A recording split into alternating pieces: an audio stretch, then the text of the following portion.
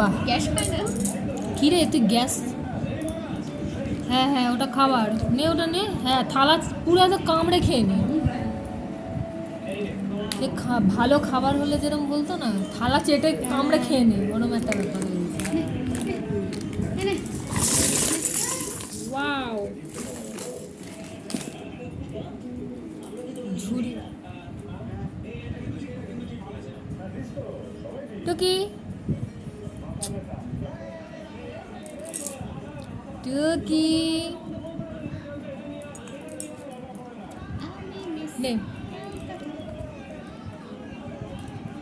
হ্যাঁ,